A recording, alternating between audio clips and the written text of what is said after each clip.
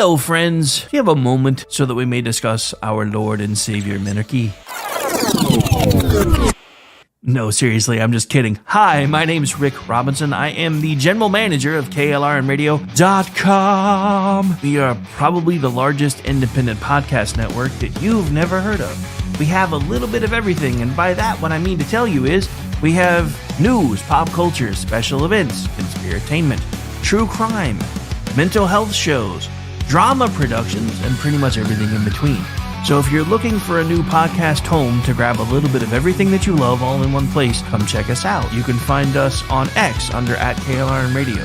You can find us on our Rumble and our YouTube channels under the same names. You can also find us at KLRNradio.com and pretty much every podcast catcher known to man. So again, feel free to come check us out anytime you like at KLRNradio.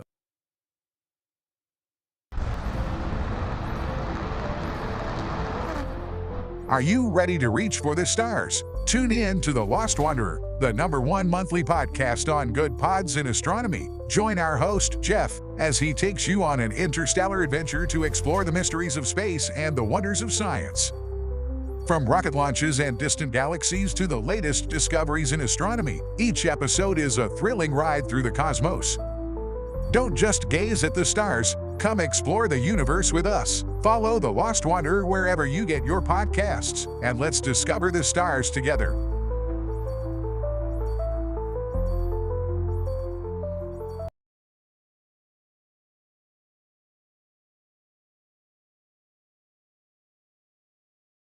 AJ, the co-founder of Good Pods. If you haven't heard of it yet, Good Pods is like Goodreads or Instagram, but for podcasts. It's new, it's social, it's different, and it's growing really fast. There are more than 2 million podcasts, and we know that it is impossible to figure out what to listen to. On Good Pods, you follow your friends and podcasters to see what they like. That is the #1 way to discover new shows and episodes. You can find Good Pods on the web or down the app. Happy listening. KLRN Radio has advertising rates available. We have rates to fit almost any budget. Contact us at advertising@klrnradio.com.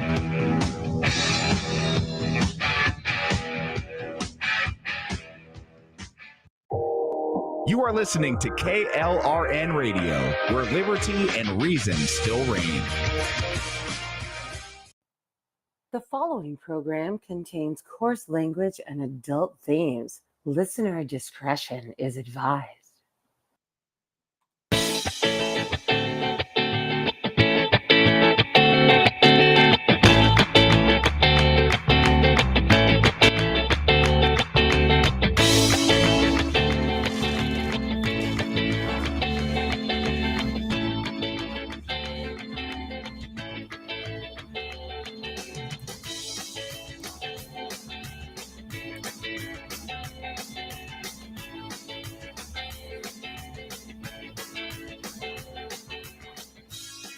Welcome, everyone, to another episode of He Said, She Said. I am one of your hosts for tonight, Aggie, and with me is the very awesome Rowdy Rick. How are you doing tonight?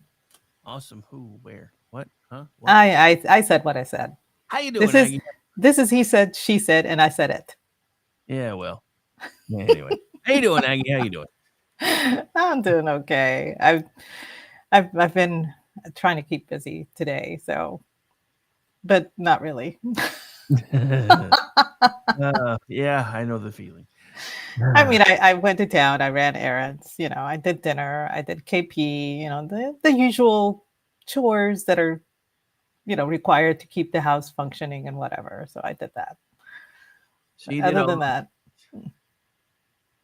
Nice. Yeah, I didn't do anything nearly as productive today. I did the morning show, and then I'm like, and the same thing happened last Friday. Like, I'm gonna go eat lunch, and then I'm gonna come back here. I'm gonna go back to work, and then I didn't ever go back to work. I really just gotta not let myself eat till I finish what I'm doing. But I was starving, so I couldn't wait any longer. 'Cause I hadn't had breakfast yet either. I didn't finish till like noon. I'm like, okay, I'm gonna eat, and it's like, okay, now I gotta go back, but I don't wanna. But I don't wanna. I I don't. wasn't gonna. Oh. But it works out well enough because I'm doing extra shifts tonight anyway. Because I'm going to go hang out on BZ's show here when we're done about an hour later. So I guess it works out well enough. Wow. Okay. Well, whatever. What was it? Whatever flicks your bick, whatever floats your boat. Yeah, I don't know. all the I don't know anymore. So, yeah, I caught your show with Brad this afternoon. nice. There has been an exponential explosion of memery on X as regards our administration, and I can honestly say I am totally here for this. It's been so much fun. It really has been a lot of fun. It's funny because I have friends on both sides, and I have a friend that really laments the fact that it's childish, and she wants to go back to when we had high standards and we were diplomatic and high standing and all this stuff, and and I understand where she's coming from. I miss Reagan too. I grew up with Reagan, and I loved the way he was so smooth when he was absolutely cutting somebody off at the knees. It was masterful to see that, and I learned a lot from him. Actually, after his administration, when I could access when all his stuff came on YouTube and everything, I appreciated it more when I grew older. Learned a lot. But one of the things that it's interesting that you bring up Reagan, because one of the things that I have been trying to get people who were so enamored with Reagan to understand was he was the one who was stepping on everybody's toes in that day and time. Yes.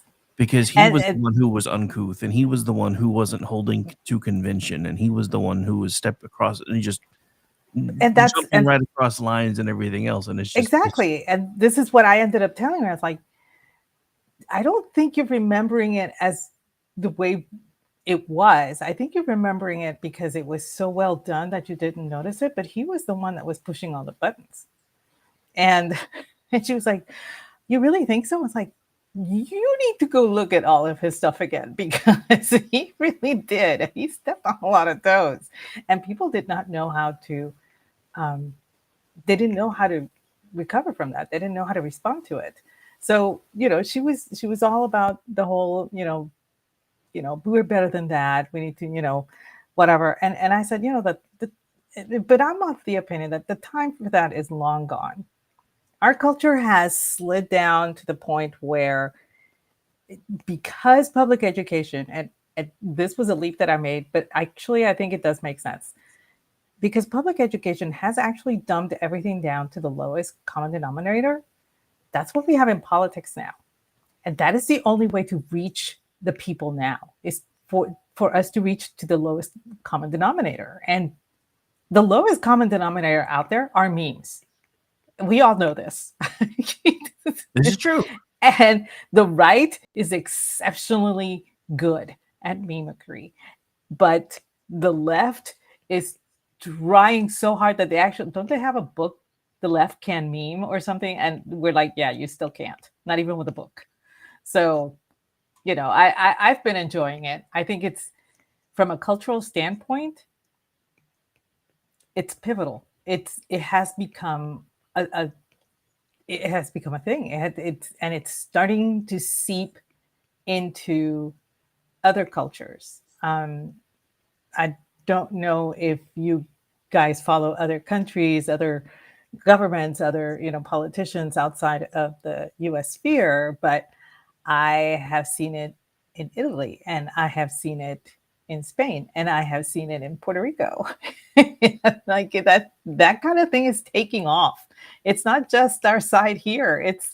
It's becoming global. So it has been fun.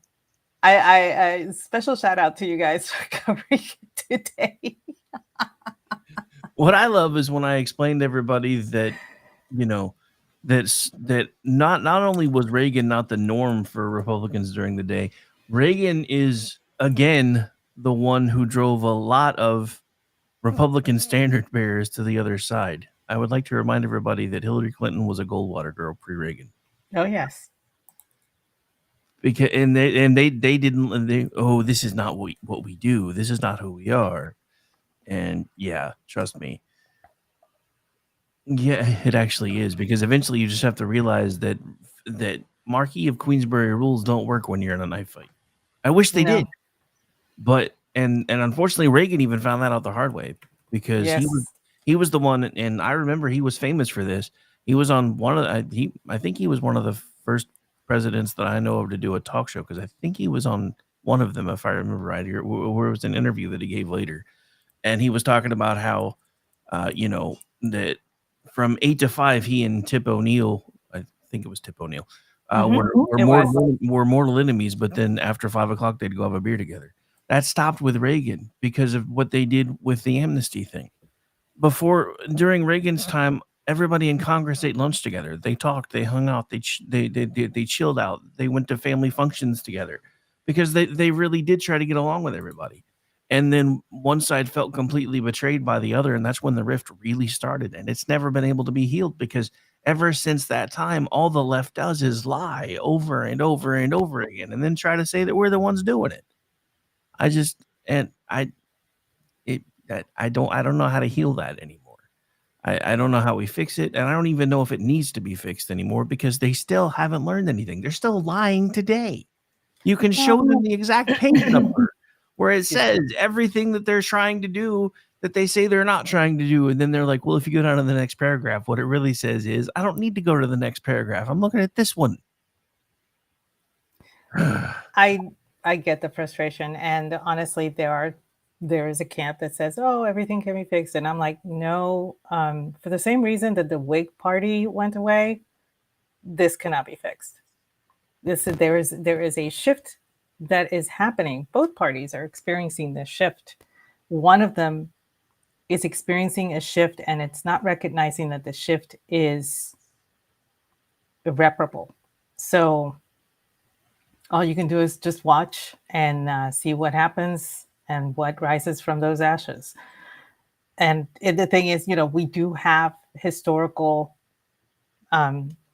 happenings that are echoing today, that have happened before, like I mentioned, the Whig Party and everything.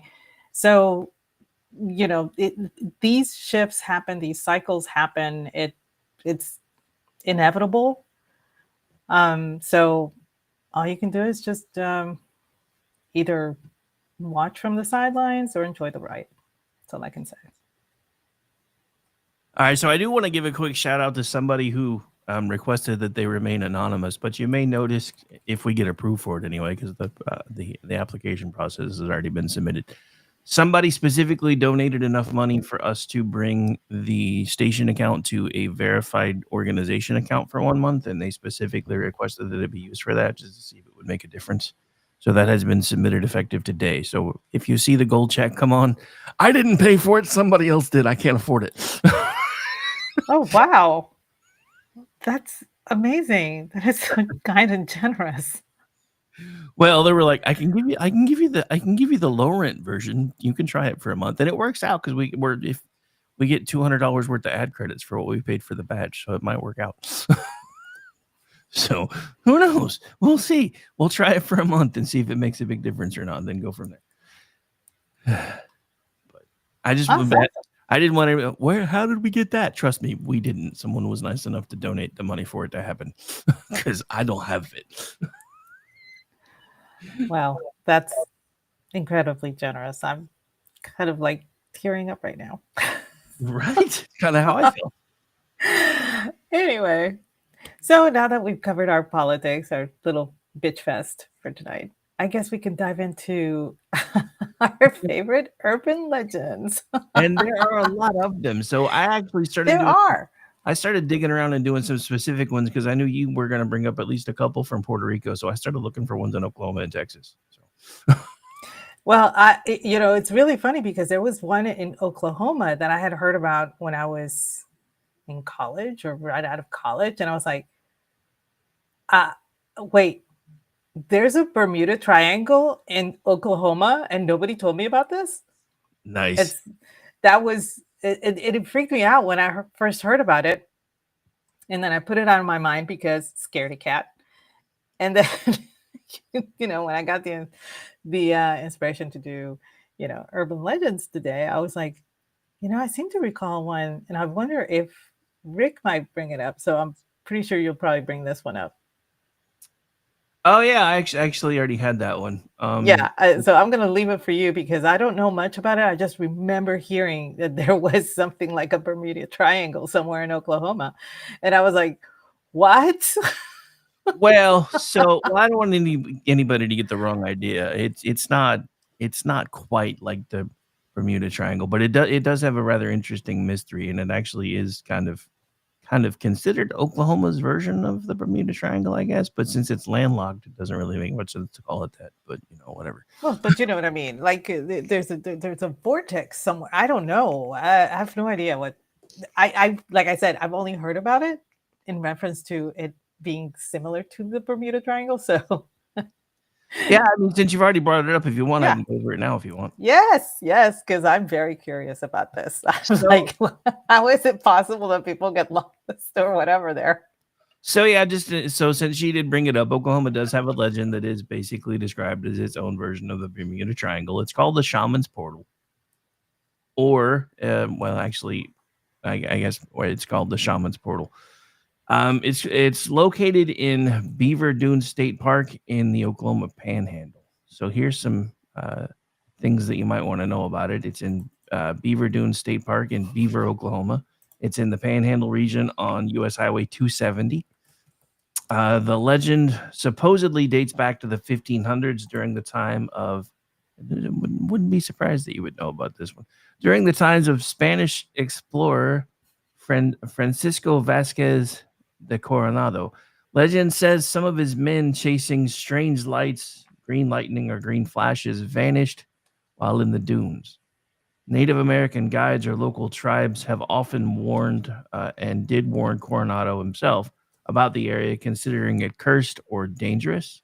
And over the years, people claim more modern disappearances, though almost all of them are unverified. Weird lights, UFO sightings, people feeling disoriented, strange glowing phenomenon in the dunes. It's got all of it, man. It's got all of it. That's wild. I mean, it's not something that I expect in but okay. That's trippy. Do you think that it has anything to do with perhaps forgotten burial sites in the area or anything like that? As near as I can tell, there's not any real explanation or even any real theories about what causes it, or what has caused it. But that would, since it does seem to predominantly spring from native legends, that's just about as good an answer as any. So it wouldn't surprise me. That would be interesting to do some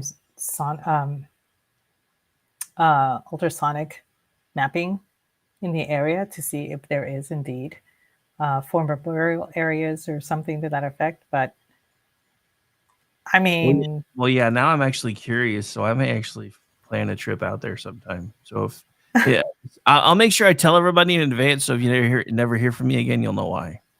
I do think it's kind of interesting because green lights are associated in alchemy with copper beads. Beads as in when you're putting fire to copper, that kind of like a cool bead or a warm bead. So copper will be green. And are there any copper mines in the state of or Oklahoma? I don't know, but I can find out real quick. Because it's kind of weird that they specifically said green lights. It's not very common back then. It wasn't very common to see light in that color, unless, like I said, you were an alchemist. So that's kind of weird.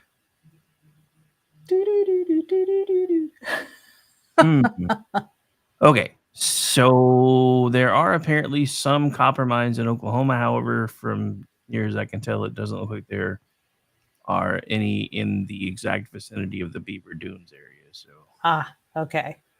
Interesting. I was gonna go with the whole copper thing. Copper is not the only one that burns green, but it's the main one that does. So, which is why I was like, I wonder if, maybe there's a relationship, but apparently not. I do think it's kind of odd that there have been disappearances. Could there have been, I don't well, know, hang on. It what? looks like I don't know if there was a mine, but it looks like there was some sort of a quarry where they believe there might have been some copper. And then that is somewhere near Beaver. It's not. It's so. And according to that, it doesn't ever register as any type of a copper mine, but there is a quarry where they believe there may have been some bit of copper. That was the Gabler Hutton pits. And that is actually near Beaver, Oklahoma, which is right in that area. So, also there was another one in Winchell Pit in Beaver County. Again, not really any record of any copper, but because it was more of a surface excavation area. But you never know. Maybe there were hints of copper in there somewhere. I mean, there could have been, but like I said, you actually have to set fire to it has to touch fire. It doesn't, copper won't like flash green out of nowhere. So there has to be some kind of combustion going on, which, that's kind of interesting. I don't know, it's far-fetched. Yeah. But copper, because the description of having green lights is so rare to find, especially when you are a conquistador who is out here trying to discover new places, trying to, conquer lands and whatever. That is not something you expect to see. So for it to be a description, and it kind of stands out for me. So that's really interesting. It's a vortex. So before you go out there, please, by all that is holy, send out text to all your friends, check in every hour, and then let us know when you get home. Nice. And I know, yeah, I will. Trust me. If I do it at all, it won't be until sometime probably after winter, because I'm not trying to go out in this mess now that it's fixing to start trying to get cold. So it'll be a while. Oh man. Okay. Well, that's good to know. Places Aggie needs to avoid in the future in Oklahoma. That been top of my list. Well, that's no fun. Why you want to avoid it for? Actually, it's really funny because I know where you live, and then I found out that a friend of mine just moved to Mustang. And yeah, that's not very far, at least in Texas terms. So that's about 45 minutes for me, so it's really not that far. Yeah, so I was hoping to actually make that, and then my husband has gaming friends and everything. One lives in OK City, so I'm like, okay, so we can meet up with all of these people. Just go one weekend and do all that. So that's a future thing. I'll keep you apprised. Fun times. All right. Well, I guess I should talk about one that is very famous. Everybody knows about it because everybody has heard it and everybody has their own version. But in Hispanic areas, the legend of La Llorona is probably the most widely known, most talked about urban legend that there is. And it actually it gets conflated with several other myths and other legends from the time of the Aztecs onward. But my favorite rendition, if you can call it that, is this woman.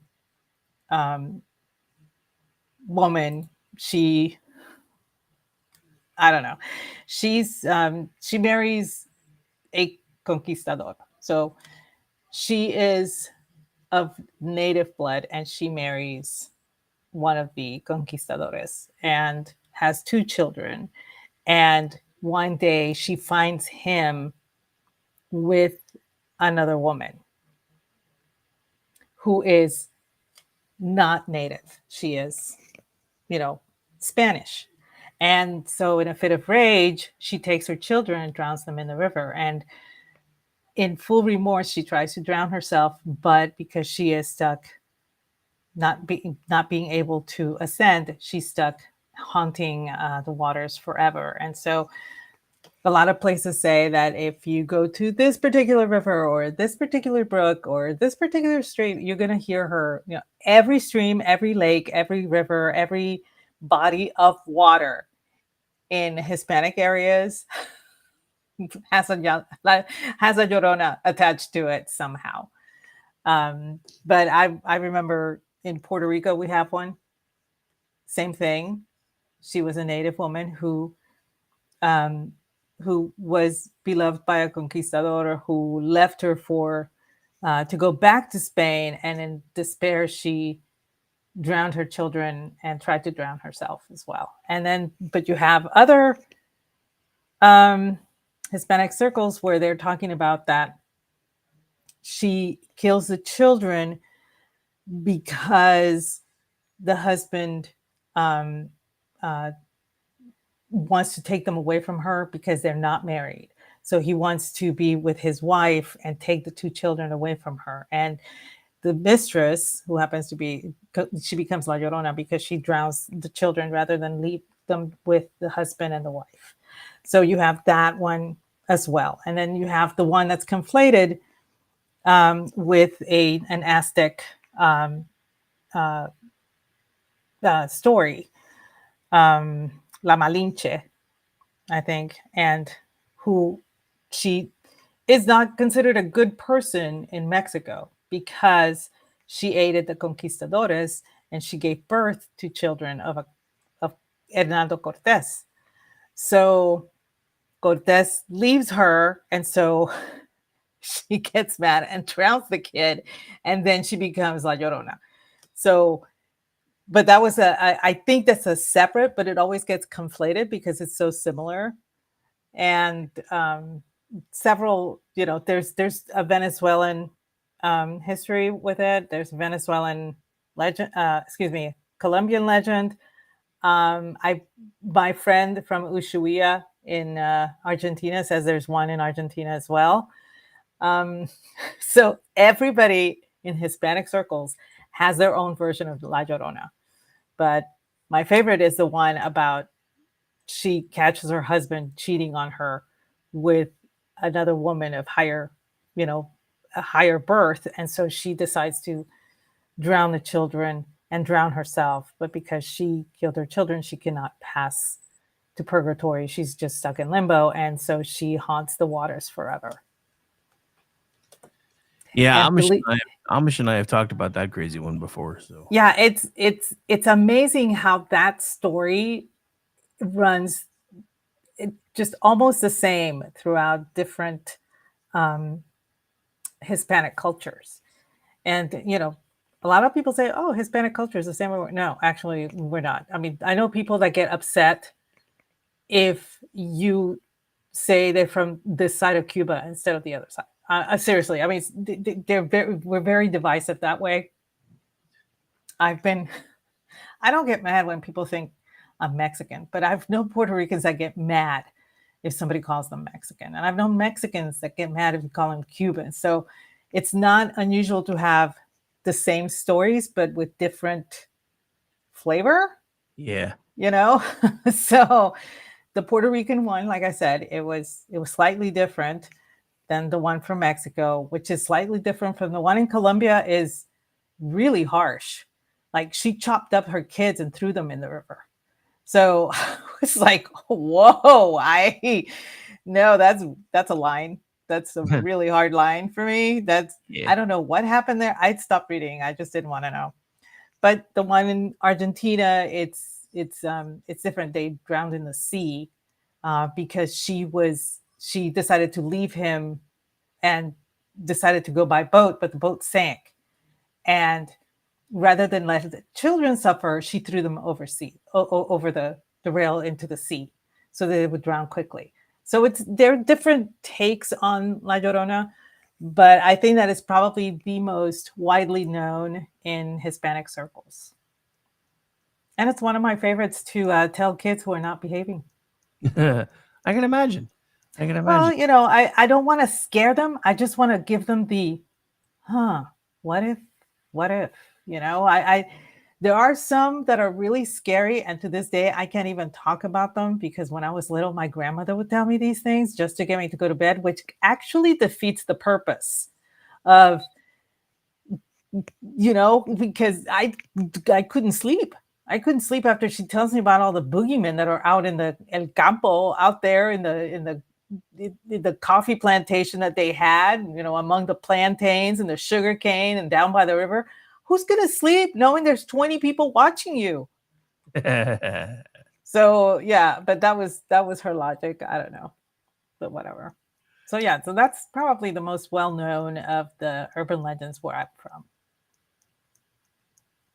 Very nice. Very nice. All right. So, for those of you who don't know yet, Amish and I are doing cryptids this month, and I found a cryptid urban legend crossover from Oklahoma.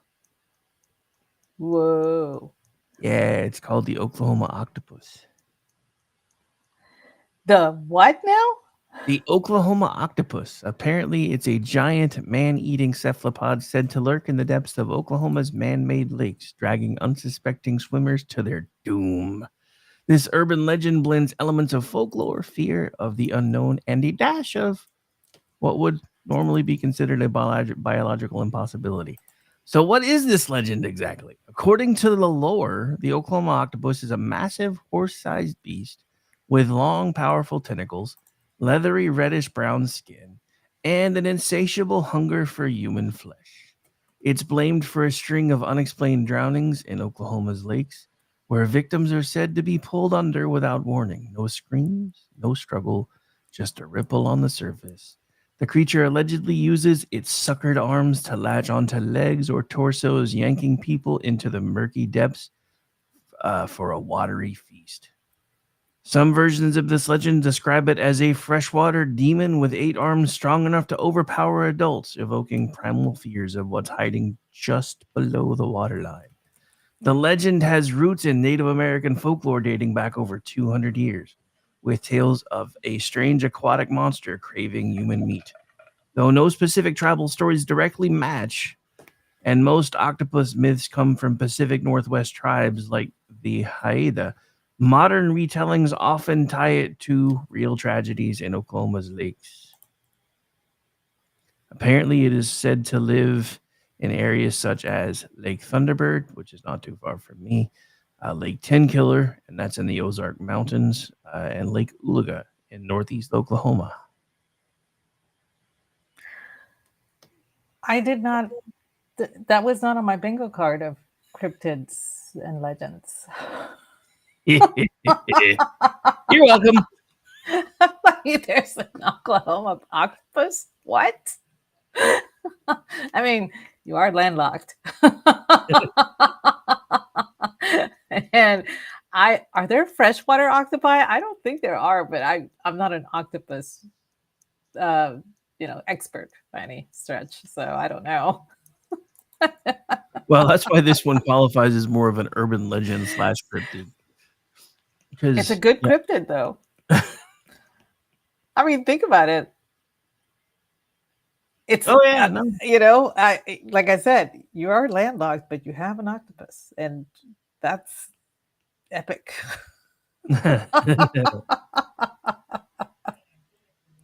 Oh goodness.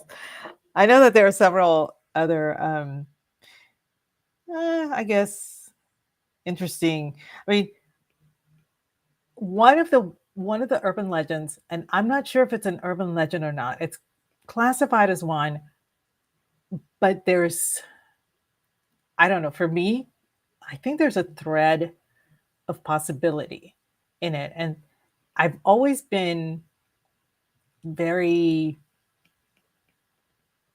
what's the word I'm looking for? Interested. It's not interested, intrigued by the possibility that there is a thread of truth to this one. It's the skinwalkers. The legend of the skinwalkers has always fascinated me because even people in, you know, law enforcement and people who do cold cases and of that have expressed the possibility that certain crimes may have been committed by something along these lines. And that has always intrigued me. The thought that there's, you know, the skinwalker legend is they say that they're former healers and the, you know, Native American healers, and they turned bad, they turned evil. And so they can shapeshift into other people, other animals. They it you know, and a lot of people question the possibility because sometimes the crimes that have been committed are so brutal in nature that it cannot possibly have been a human doing it. I mean, that's how rooted this legend happens to be in this part of the world, and you know, in the Southwest. It's not just native to Arizona, I believe. The Utah and New Mexico, it spreads throughout Utah, Nevada, New Mexico, Arizona, all of that area. I believe even as far as southern Colorado. But the concept of having something that evil walking, you know, among us and being able to still commit brutal crimes like that, you know, it has been a subject of fascination, even for law enforcement, which kind of tells you how deeply ingrained the concept is in this culture. So I always thought that the legend of the skinwalkers was not so much myth. I mean, I'm willing to give it some weight, you know? Yeah. I'm not sure I can give the Oklahoma octopus weight, but I could with the skinwalkers, because, you know, it's just that I guess the legend of it, and it hasn't changed. And that is one thing that has always intrigued me, that the legend itself, a lot of the legends, some people will add to it, some people will subtract, depending on how society, the social mores that change with time, things of that nature. This one has not. This one has stayed the same for a very long time. So that's one of the reasons why it has intrigued me. Yeah, no, I can see that. I don't know. Stephen King run the Skinwalkers for me too. Well, he ruins everything. He ruined clans. He ruined everything. He ruined lesbian ants. He ruined everything. Nice. Lesbian ants used to be cool, man. So, what's another one that you've got? So this one is one of the last ones I found from Oklahoma that I thought was interesting, and it's called the Parallel Forest. This could be termed as Oklahoma's Erie government experiment, and it was located in the Wichita Mountains. So, nestled in the rugged Wichita Mountains, a wildlife refuge near Lawton, Oklahoma, the Parallel Forest stands as one of the state's most surreal, natural, or unnatural, depending on how you look at it, wonders. This isn't your typical woodland. It is meticulously engineered, a grid of 1,000 cedar trees planted by the federal government nearly a century ago to combat the ravages of the Dust Bowl. Spanning about 16 acres, the forest uniform rows creates an optical illusion of infinite parallels, evoking everything from a sci-fi maze to a scene straight out of a horror flick. While it's a fascinating slice of environmental history, its isolated, otherworldly vibe has spawned endless tales of hauntings, portals, and paranormal encounters, making it a magnet for hikers, ghost hunters, and conspiracy enthusiasts alike. In the 1930s, the Dust Bowl turned much of the Great Plains, including Oklahoma, into a barren wasteland of choking dust storms, crop failures, and economic despair. To stem soil erosion and act as a windbreak, the Civilian Conservation Corps and Soil Conservation Services planted over 20,000 eastern red cedars in a precise grid pattern, exactly 6 feet apart in every direction. The goal,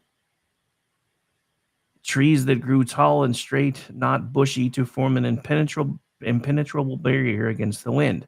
This experimental plot near Mears, Oklahoma, right off of State Route 115, was one of many such efforts.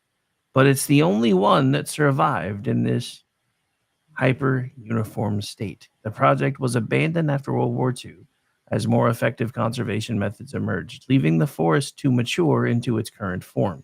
A dense, dark thicket where the cedars now tower 20 to 30 feet high, their branches intertwining to block out much of the sunlight.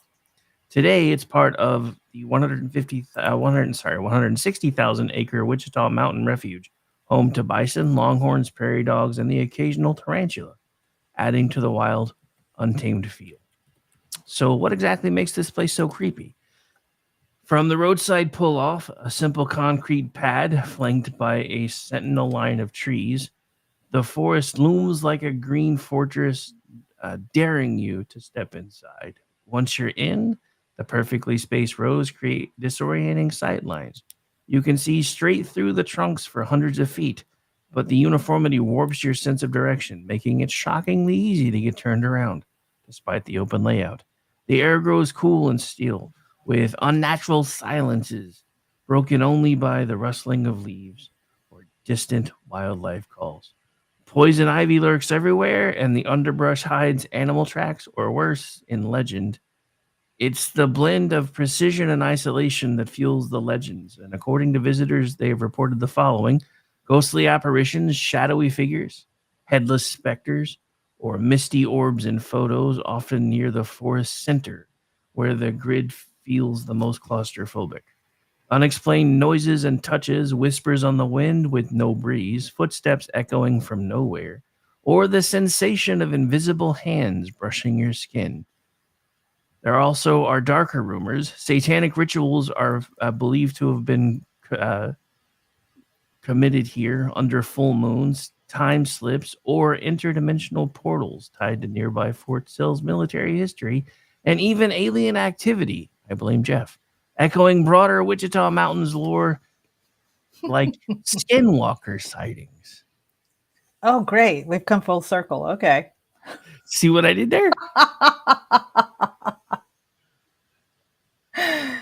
That sounds kind of creepy. I guess this was, like you said, that was Dust Bowl era. So this was before forestry was actually, I guess it's considered a science now. But yeah, you can't plant trees in rows like that to make a forest because really, it there needs to be some variety in the canopy and all that stuff. I learned a lot at Texas A&M. I only took one course. I audited it because my girlfriend was taking it, and she was very shy. And I guess back then we didn't know that there was people that had issues with high anxiety like that. So I told her, I'll audit the class with you. I mean, I might learn something, and I did. It takes a lot to design a forest to make it look like a forest. So I guess this was before that time. Yeah. I'm not saying you can't plant trees in a line. Obviously, we have orchards, but if you want an actual forest to be a forest, yeah, you have to put in a little bit of more work than that. But I guess the disorientation, I can see where that would happen. And that could lead to hallucinations. Yeah, it could.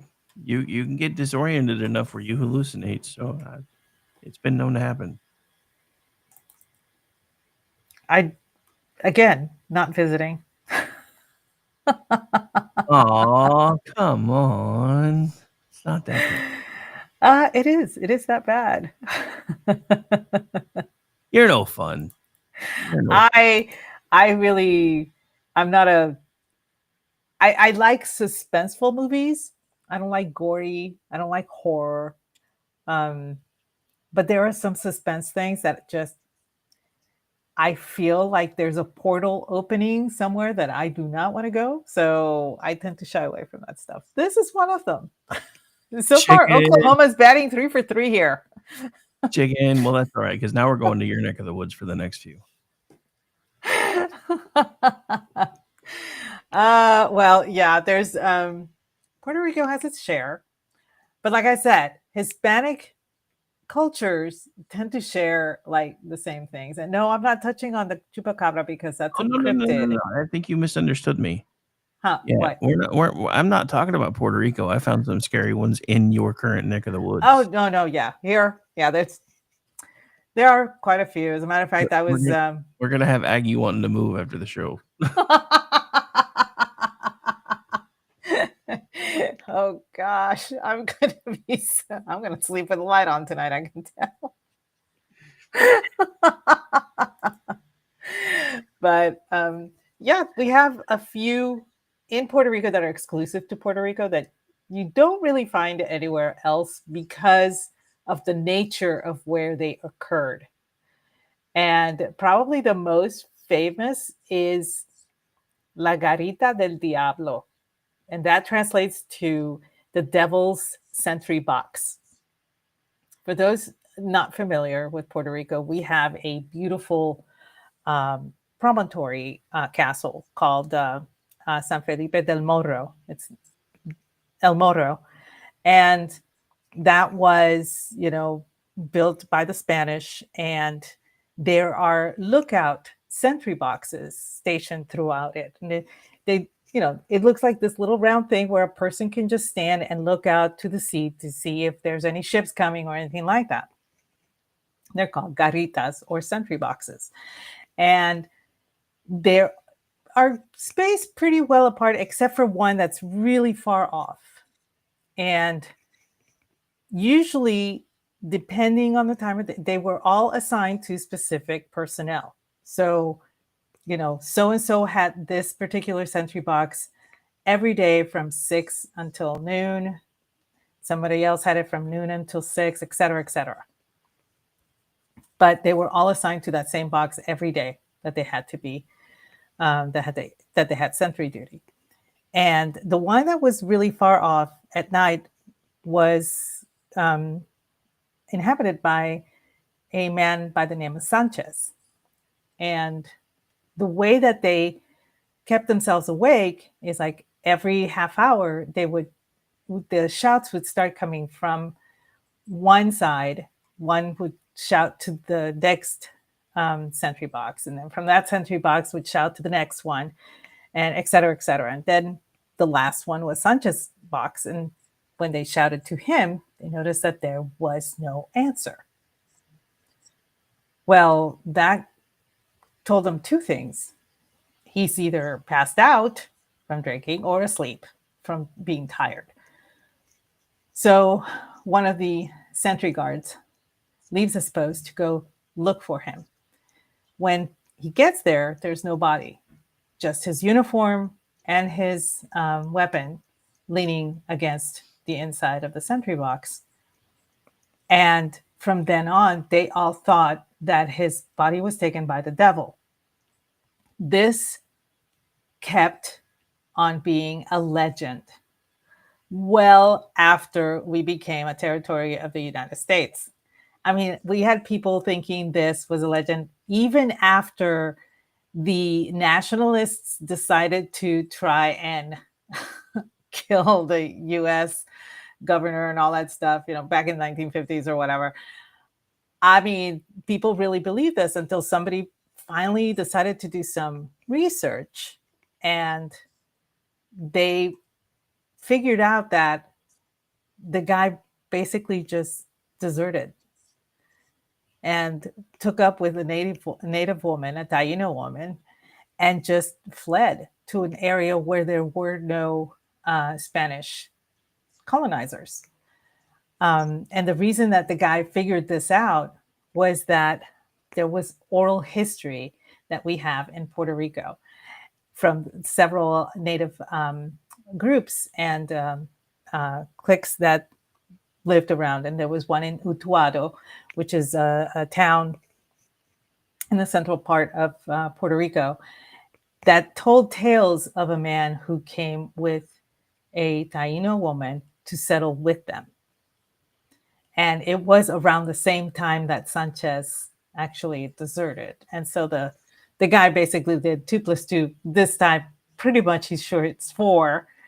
And that's what happened to the guy. But the legend persisted. And to this day, that particular sentry box is actually cordoned off to the public because so many people want to go in there and see if the devil will take them. And there have been hazing incidents connected to it because students would come in the middle of the night, they would scale the walls up El Morro and everything. They would try to sneak in. I mean, El Morro is pretty big, so it can't be, at the time, it wasn't being watched as well as it is today. So they would try to come in and see if they could spend the night there. And sometimes, people would disappear, but they would always come back. However, there were a couple of times when tragedy did happen in that particular sentry box, and that is one of the reasons why it's cordoned off to the public now. And it is completely watched to make sure that people don't go there. But that legend persisted forever. Even now, after pretty much being assured that the guy just deserted and decided to just go native, it still persists. People really do believe that the devil will take you at night if you're in that sentry box. I have relatives that threaten their grandchildren with that possibility. I'm like, holy shit. I mean, stick to Chupacabra at least. We're gonna be a little bit more humane. But no, they actually threatened their I heard my own cousin threatening one of her grandchildren that she would stick that kid in the Garita del Diablo if he didn't shut up. And he shut up. And I'm like, wow. So she's threatened him with that before because she's probably told him what happened there. And that kid now believes it. Poor he's only 6 years old. Yeah. So interesting side note, kind of sort of urban legend thing that my mom used to scare the crap out of me when I was a kid. I had this habit of pulling away from my mom when we were in parking lots. And you know how they like to put, when there's cracks over the concrete, they use tar to to seal over the cracks. Mm-hmm. My mom pointed to one of those and said, "You see that black spot right there? That's the last kid that pulled away from his mom in a parking lot." Oh, goodness. Now, granted, I was only like 4 or 5 years old, so I had no way of knowing. Oh no! I mean, my parents used to tell me about the boogeyman all the time. Okay, and yes, it freaking worked. It worked like a charm. That's what it's designed to do. You're supposed to use it so that you scare your children into being very mindful and obey and be, use their manners, obey their parents, blah, blah, blah. So I get it. It worked with me like a charm. Probably still does. If my mom would pull that shit on me, I'm sure that I would freeze in my tracks and totally sleep with all the lights on. No. I got one for you, especially if she's still down around with you. No, she's gone home. But what? I was gonna say, next time she's down your way and she tries to pull the boogeyman stuff, just tell her you're gonna take her to the goat man if she doesn't stop.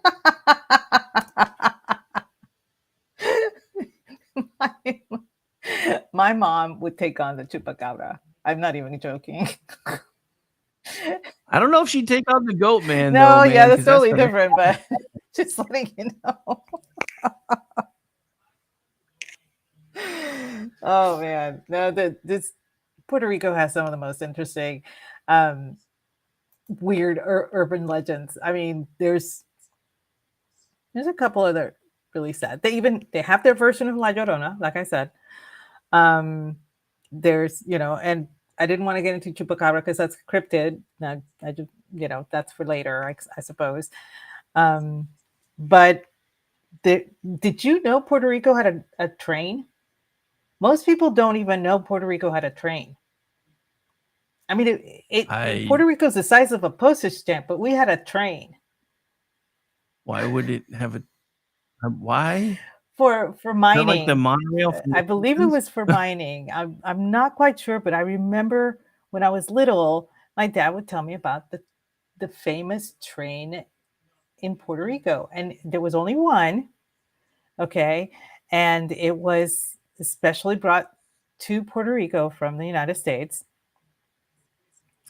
and it was a lot of people are like there's some kind of legend that is attached to the actual tunnel of the actual train. I mean, it didn't go for long. It's like maybe just a few miles, but it would go through a tunnel, and I think it was called Oaxaca or something, or no, it's Oaxaca. I think it's Oaxaca, and that was the tunnel, and it's haunted by the spirits of the workers that dug the tunnel for this train. So sometimes when you're traveling through, it's not a train anymore, but you can travel through it, by car.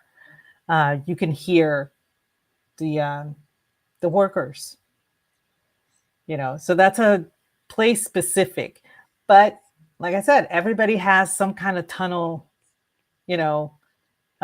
legend, the ghosts or whatever. But I remember that one because my dad telling me that we had a train, and I was like, where? I don't remember a train anywhere. The actual train is actually on display. I think it's outside of Ponce or somewhere abouts, or it used to be. I haven't been back in a long time, but I've MD, not if you count the train he's running on the voters. Oh wait, not that kind of train.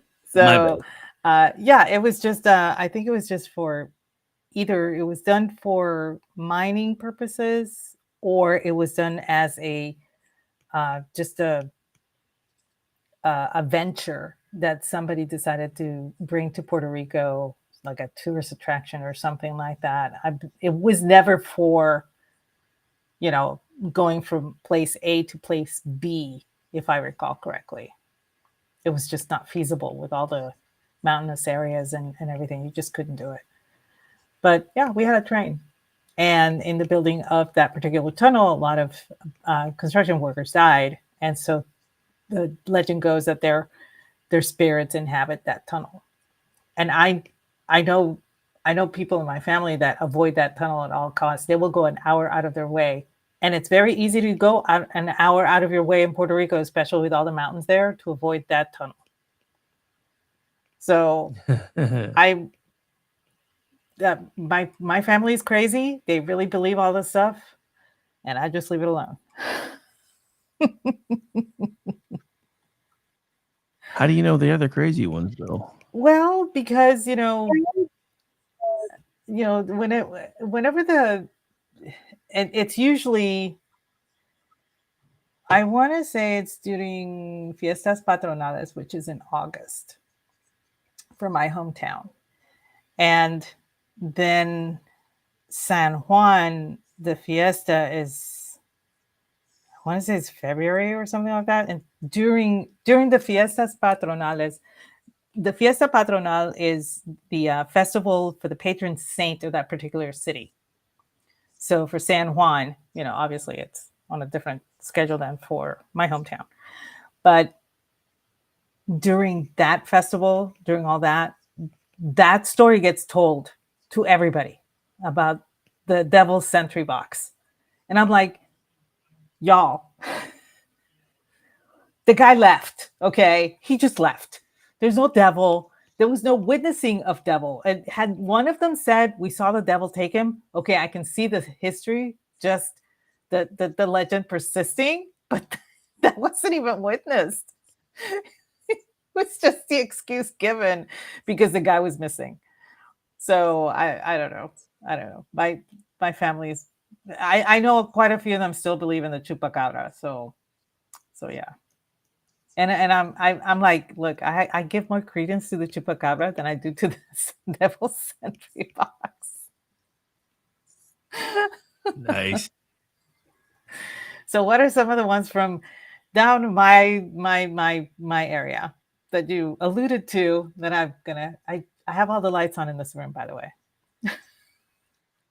Well, the first one I've already hinted at a bit. It's the one you can threaten your mom with. It's called the Goatman. Mm-hmm. The Goatman. So for those of you who don't know, the Goatman, and again we're crossing streams with jokes a little bit. The Goatman is no gentle grazer. Eyewitnesses paint a nightmare, a hulking figure with the body of a man and the head of a goat, complete with curved horns, shaggy white fur, matted with scales, and fingers ending in razor-sharp talons, and it stands over 7 feet tall, weighs in at around 300 pounds, and possesses superhuman strength capable of hurling full-sized car tires like frisbees, or leaping from treetops to slam onto vehicle hoods with bone-crushing force. Some accounts add a fishy odor or an amphibious trait, suggesting it swims the lake's depths or climbs sheer cliffs with ease.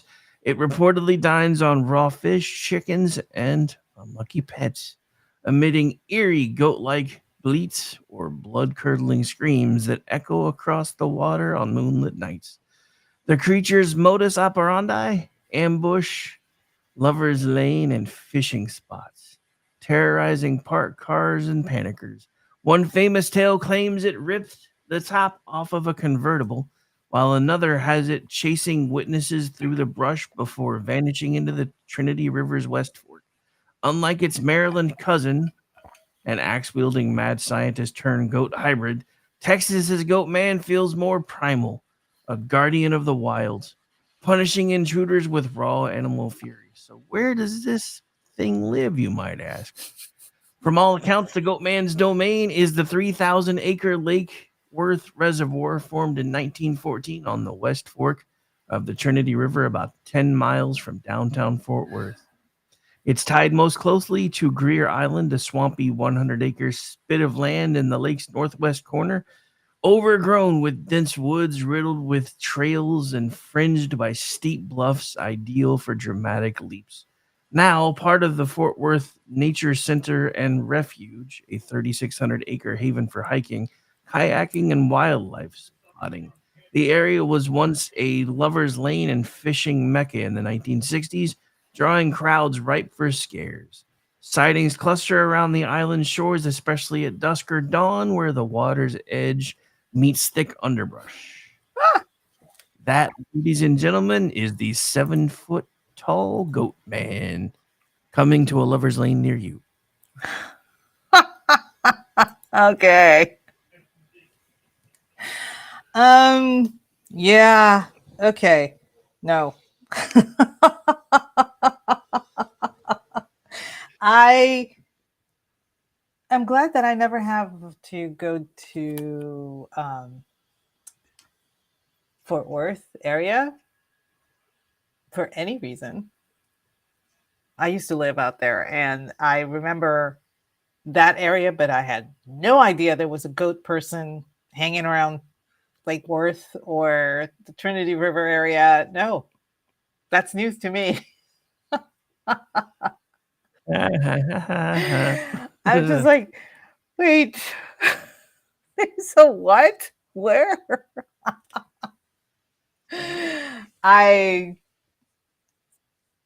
bet you anything. I know people that will want to go see this place now. My sister, she is a ghost hunter. She loves to go on these things. And so I'm gonna tell her about this and see, because her husband's job is actually in the Dallas-Fort Worth area. She lives on this side, so he commutes. He has an apartment out there, and he's there during the week, and then comes home. And so she's, she goes out there during the week as well, and everything.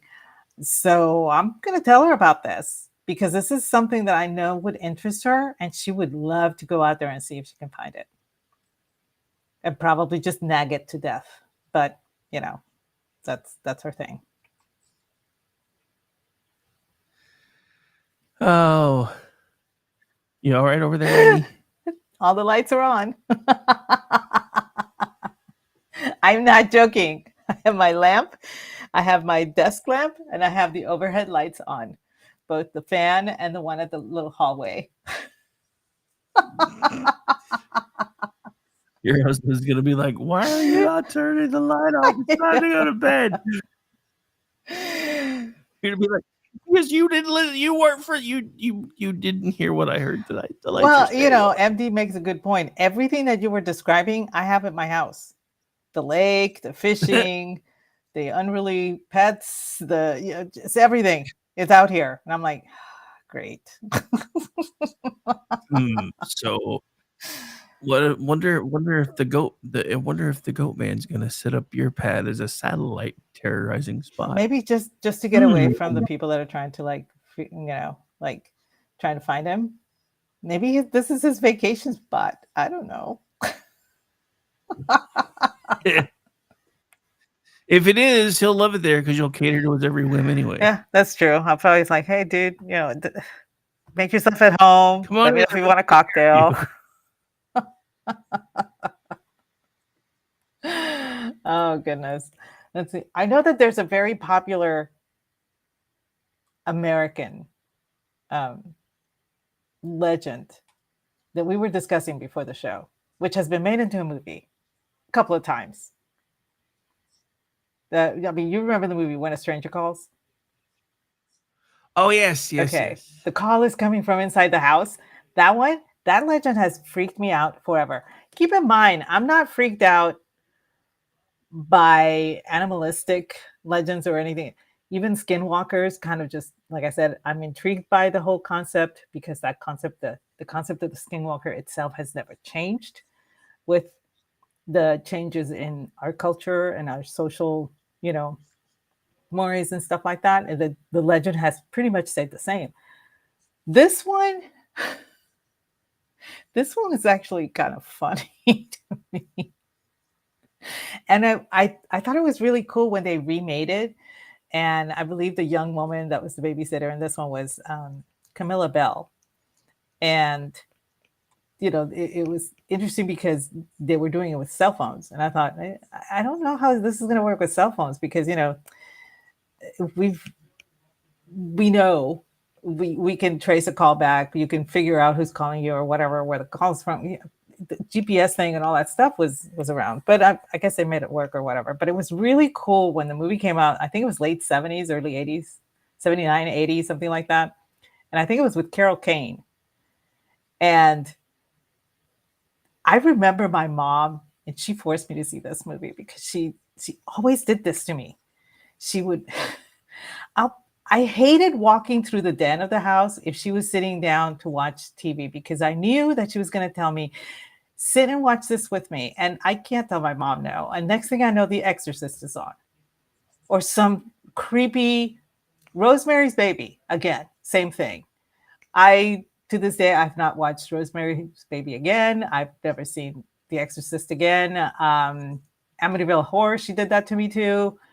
And she did it with this one. But this one was a little milder than those three. So I was okay, but it was still traumatic. But I think it worked better because, the whole concept of the call is coming from inside the house. You have the babysitter there. She gets creepy, calls, and they're like, have you checked the kids yet? And she's like, it's like, and there's a version where the kids are killed. There's another version where she answers, yes, the kids are with me.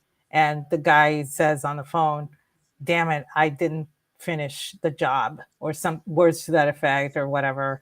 Um, and it's a very popular trope. It wasn't just the films. It's been used in TV shows. It's been used for radio, for on YouTube Shorts.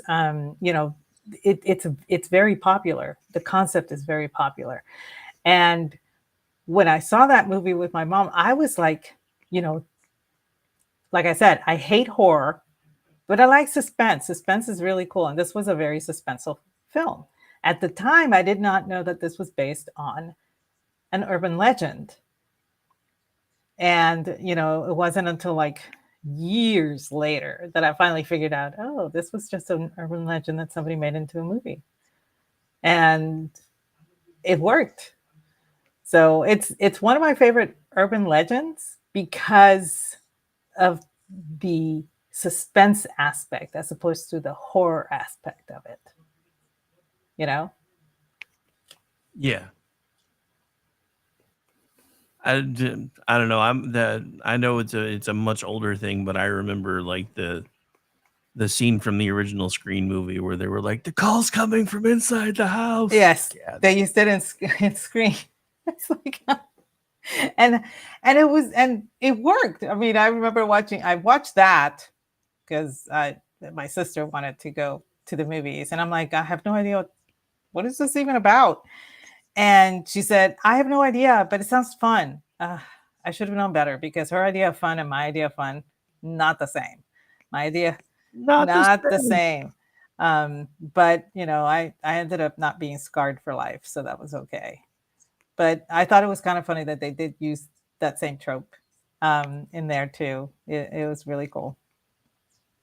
What else do you have from Texas? From your neck of the woods, I got one that surprised me even when I started digging around today, because I'd never heard of this one before. So everybody knows the legend of Sleepy Hollow, right? Mm-hmm. The whole headless horseman thing. What if I told you there's one from your neck of the woods too? We got a headless horseman? Yep. What? No. Its name is El Muerto, the dead one. A decapitated cowboy or bandit lashed eternally to his Mustang, charging through the darkness with his sombreroed head dangling from the saddle horn like a grotesque lantern.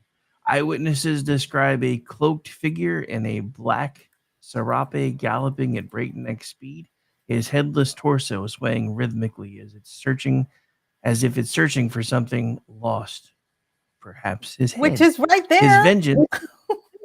His vengeance, or maybe the gold he never claimed. Some tales add a guttural wind whipped cry, "It's mine," echoing across the plains, sending chills through campers and drivers alike. The haunt targets the unwary teens camping on the hill in the early 1900s, awoke to galloping hooves and glimpsed the riders streaking past their tent, vanishing into the mist. A 1917 wagon couple near San Diego, Texas, reported the phantom thundering by their campfire close enough to feel the ground shake.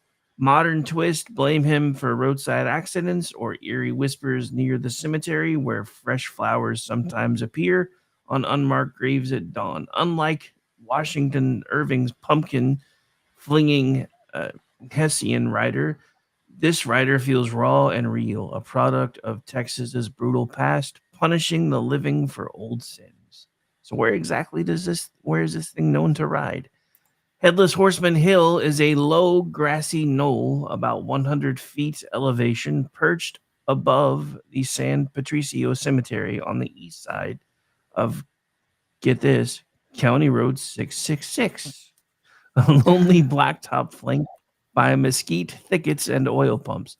This area, part of the Nueces River watershed, was once Comanche hunting grounds and Spanish land grants, now dotted with ranch lands and the ghosts of forgotten settlements. Sightings peak along this Devil's Highway, especially at midnight or during full moons when fog rolls in from nearby Choke Canyon Reservoir. The hill's isolation far from city lights amplifies the dread, with the cemetery's weathered headstones serving as a grim backdrop for the rider's eternal patrol. I know that the state of there have been a lot of people that have petitioned to have Route 666, the number changed. And it has failed every time. And I'm like, come on. Y'all, I mean, I don't understand why they will not change it. But there have been a lot of petitions dating back to when I was in college to change the route number. And yes, it's extremely superstitious. I tend to side with the superstitious on this side. I've never liked that number. I'm Catholic. I will never like that number. So, and it's funny because at the Catholic school in my hometown, there is no locker 666. It goes from 665 to 667, and that's it. So it's and there's no locker 13 either. No locker Nice. 13 and no locker 666. So, but I know that there have been several petitions that have been signed to change the route number because there have been a lot of accidents that have happened on this particular road. Higher incidents of accidents than should have happened on this road. A lot of the accidents that have happened on this road have been single car accidents. And there has, during the investigation of these accidents, they just can't figure out why this accident had happened. Most of the time they have to say, driver error is pretty much their standard. But again, there are no skid marks, to where they're like, pumping brakes or anything like that. There have been it's been pretty sketchy. So a lot of people I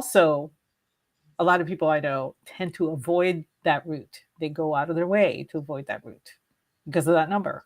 So I wish that they would change it, but I don't think they ever will. I don't understand why not, but I mean, these are the same people that are like, yeah, we're going to name a street Cesar Chavez in this town, whether you like it or not. I'm like, okay, then change this. Nobody wants this. Nobody wants this number. But they don't do it. Oh, well. So yeah, I'm kind of familiar with that one. I just didn't know that we had our own headless horseman. That's just insane to me. I don't think he's looking for his head, though, if his head is hanging from the pommel. So, well, just because it's hanging from the pommel doesn't mean he knows where it is. Good point. Good point. So, but yeah, so apparently this is a rather old one. This dates all the way back to like 1850. So, holy crap! Really? Yep. Wow. Okay. He's probably, looking for La Llorona. He's just on the wrong side. On the wrong side of the state. I don't know. I have no idea what he would be looking for. Well, I mean, treasure. Yeah, I can understand the whole treasure part of it because there were a lot of during the age of the conquistadores and the exploration that the Spanish actually had in this area, there were a lot of rumors that there was a city of gold. There were a lot of rumors that were a lot of gold mines in the area, etc. So I can understand looking for treasure, but I don't know. Maybe looking for your head. Maybe if you just, instead of, you can just use your bony hands to look what's dangling or what's hitting your other leg or something. I don't know. I'm whatever. Okay, so do you got any others? Do you got any more? Because I just didn't. Oh yeah, that's right. Actually, this is another one that's been used as a trope a lot in film and TV, YouTube shorts, whatever. The Legend of Bloody Mary. Yeah, good enough. That is Yeah. one of the quintessential tropes when it comes to urban legends. It's used a lot. They do change it a bit every so often. You know, the what is it? You're supposed to be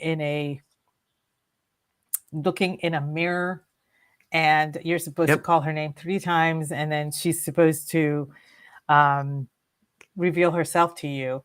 And some people say that she's supposed to reveal your future. Other people say that if she appears, something bad's going to happen. Other people say if she appears, she's coming after your soul. And some people say that if she does appear, then that means that you're going to die next. So it goes from being nice to being completely not nice.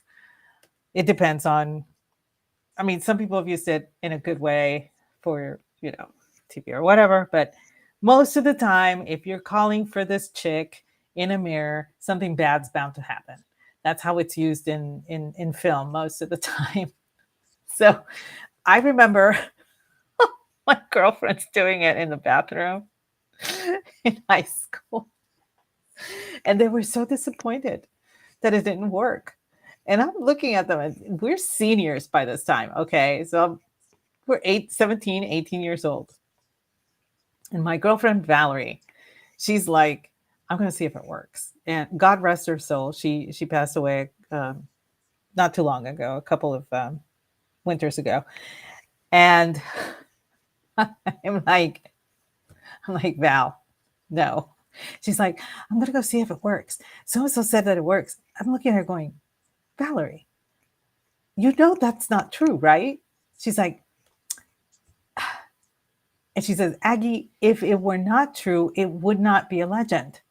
And I'm like, are you serious with me right? But she went to the bathroom and she said she tried it and she turned off all the lights. And then she stood in front of the mirror and she had a big lighter. And this is all that she told me. She had a big lighter. She turned it on and she started saying the names and whatever incantation. And then it didn't work. So she turns off the big lighter and then turns it back on again and then repeats it again. Well, apparently that wasn't working. So she decides to get some of the paper towels and sets them on fire because to make it like a taper, like if it were a candle. And she does it again. And it didn't work. So she got frustrated and she puts a towel in the sink to let it burn out. And then she puts water on it or whatever, turns the light on, goes back out, and she comes out and she's really disgusted because it didn't work.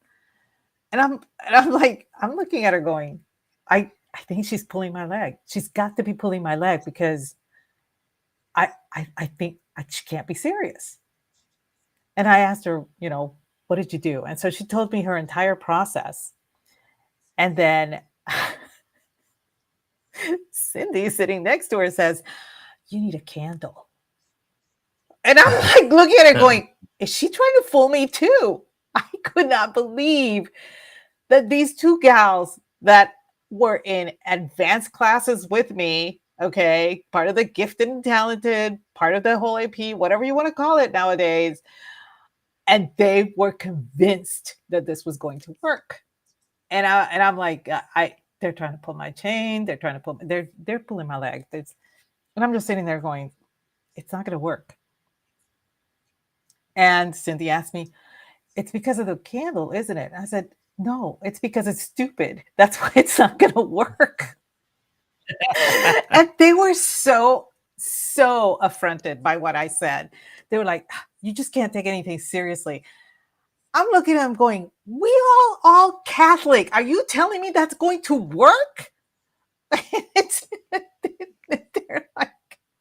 They're like, well, I don't know. Maybe it's a candle. They went back to the candle.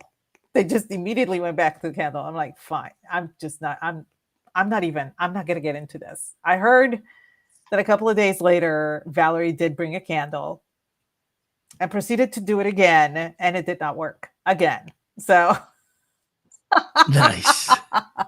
but it has been a very popular trope in TV, and it persists because a lot of people do think that you can't possibly get a hallucinatory effect if you just don't blink and you keep staring at a mirror in a very dimly lit room. Maybe if you're using a candle or flashlight or whatever, paper towel like Valerie did. And if you're not blinking and if you're just staring at one point and it's very dimly lit and it's a mirror or something, you can't have a hallucinatory effect happen. So I'm not surprised if people do swear that this can happen or whatever. But I'm just like, I'm past the point where a mirror is a gateway to another world. This is not, what was that movie? John Carpenter, Prince of, Orty, help me out. Prince of Darkness. That's not it. I don't know. Just not to harsh your mellow here, but according to quantum physics, they've now determined that time mirrors could actually be a thing. So. Oh, okay, fine, but they weren't back in '85. Okay, we know this. Well, if they are now, that means they likely were then, because that's just how time works. Thank you, Orty. I remembered Prince of Darkness. Yeah, which was with that adorable guy. He's so cute, Simon and Simon. But anyway, okay, I digress. Aggie earned one. Giggity giggity. Aggie earned one for once. It wasn't me this time. Okay. No, he's a pretty popular actor. But anyway, I could not understand that my girlfriends, who were, like I said, relatively smart people, they believed in this and they wanted to do this and they thought that they could do it. And I'm like, okay, my first question was, why are you so dumb? Why do you think this is going to work? My second question was, why do you want it to work? What purpose is this? Why? They never, neither of them actually told me why they wanted it to work. They just wanted to see if it would, because someone told them that it would. And the person that told them that it would probably told them, it happened to me, you should try it. But they never told them what's going to happen. What is supposed to manifest from bringing Bloody Mary through the mirror? Good question. I saw Valerie years later, and I asked her, it's like, you remember when we were sitting in the cafeteria and you decided to go look for Bloody Mary in the bathroom mirror? And she was like, oh my God, I can't believe you remember that. I was like, do I remember? Forget it. Exactly. How am I supposed to forget this? And she was like, I don't know what I was thinking. I said, well, that's what I wanted to ask you, because you never actually answered. What did you want to accomplish? If it had indeed, worked, what were you going to ask her? You know what she told me years later? She said she couldn't remember, but she thought it had something to do with English class. Now, at the time, we had a very strict English teacher, and we were all afraid of her. So I was not surprised that this had to do with some class or whatever. But, she was like, honestly, I don't know. I have no idea what I wanted to do that for. And I feel so stupid. And God rest her soul. I mean, that was one of the funniest things that I can remember from my high school days.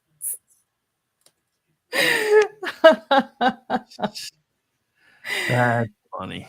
Anyway, well, it's up at the top of the hour, so I guess we should wrap up. Yeah. Unless you have another one to share. I do, but we'll probably come back around to something like this towards the end of the month anyway. So I'll save this one for later. Okay. All right. Well, why don't you tell us where we can find you? Oh, you can find me in about an hour hanging out on BZ's Berserk Bobcat Saloon, the special Friday night edition. So I'll be doing that one starting here in about an hour. You can find me tomorrow night hanging out with Ordnance J. Packard as we kick off Juxtober live right here on KLR Radio. And again, we're doing cryptids all month. And in October, there is usually a juxtaposition every Saturday in October. And actually, we've decided we're invoking the 5-week rule. So we're going to actually end Juxtober on November 1st, which is the first Saturday of November. So, and then other than that, for anywhere else, just go look at the KLR Radio schedule because I'm all over it. You can also find music contributed to twitchy.com, misfitspolitics.com, and the lobsterparty.com. And you can follow along with me on X at RowdyVix73 and with the station at KLR Radio. How about you, Aggie? Where can folks find you? Well, you can find me at Aggie the Barkeep. You can find me 8:30 p.m. Eastern Tuesday nights doing the Cocktail Lounge with the ever suave Brad Slager. 8:30 p.m. Eastern Friday nights doing He Said, She Said with you. The second Tuesday of every month, which should be next week, right? Yes, ma'am. Next week. The guys get together for Toxic Masculinity at 8 p.m. Eastern, and I bring the drink of the evening. And the first Monday of every month, Jeff and I get together for Spirited Books. Stay tuned. It's going to be this Monday. And the book that I have is interesting because we are celebrating cryptids during the month of Juxtober. So nice. Thanks for joining us, everyone. And we hope you have a great evening tonight. Bye, everybody.